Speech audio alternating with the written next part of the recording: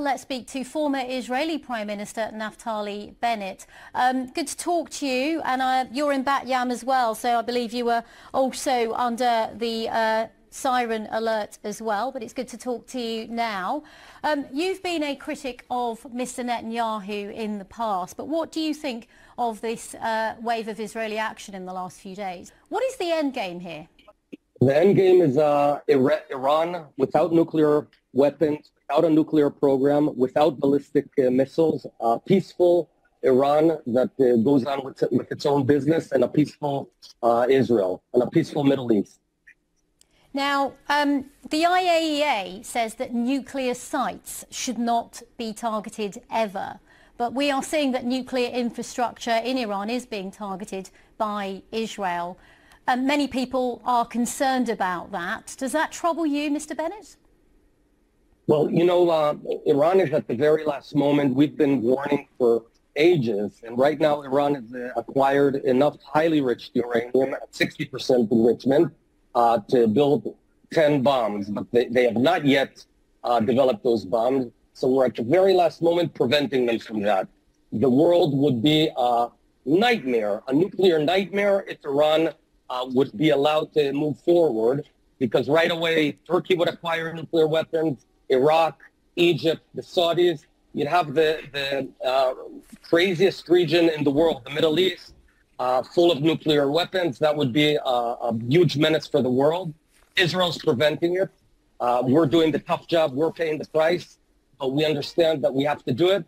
Otherwise, the world will be a much more dangerous place. Mr. Bennett, you say, as the IAEA said last week, that Iran is at 60% when it comes to enrichment. I want to just put to you what the US Director of National Intelligence said back in March. He said that US intelligence continues to assess that Iran is not building a nuclear weapon and that the Supreme Leader has not authorized the nuclear weapons program he suspended in 2003. I just want to get your thoughts on that. I'll tell you the facts. The facts are that Iran has built all the components to bake this cake, a nuclear weapon. It's true, the final act of putting it together has not been done, but that can take days, and you can do it in a room the size of a regular classroom. So that's something that we could not prevent if we didn't act now. Mr. Bennett, there were meant to be talks, of course, today between Iran and the US to try and de-escalate this situation and come to some sort of agreement. Turkey has accused Benjamin Netanyahu of trying to sabotage the nuclear negotiation process. Should Israel have waited until these talks today to see what came out? No, because the talks have been going on for a long time, for years, and specifically for 60 days. And President Trump gave an ultimatum of 60 days, and Iran did not make any progress. What we're doing now actually increases the chances Iran will come and negotiate. And here's what we need.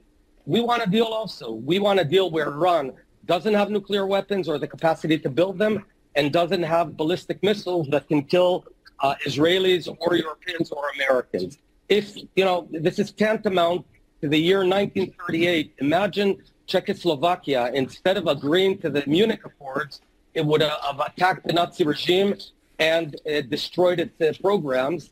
This can prevent really the worst outcome. So we're doing a very thankless job. It's quite unbelievable that we're being attacked for doing the dirty work of the world. No one did this with Nazi Germany. No one did this with North Korea, and they went nuclear. We are acting, and we are going to prevent them from going nuclear, and it's going to make everyone's lives better.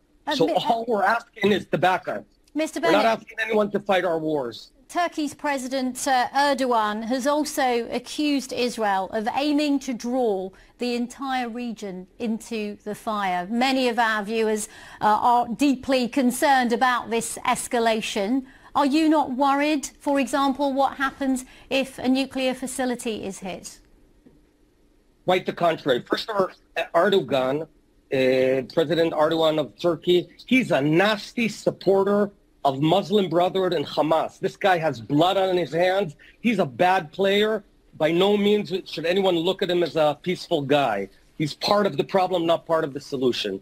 What we're doing is preventing from huge dispersion of nuclear weapons in the nastiest area in the world. If Israel didn't exist, you'd want to invent Israel to prevent it.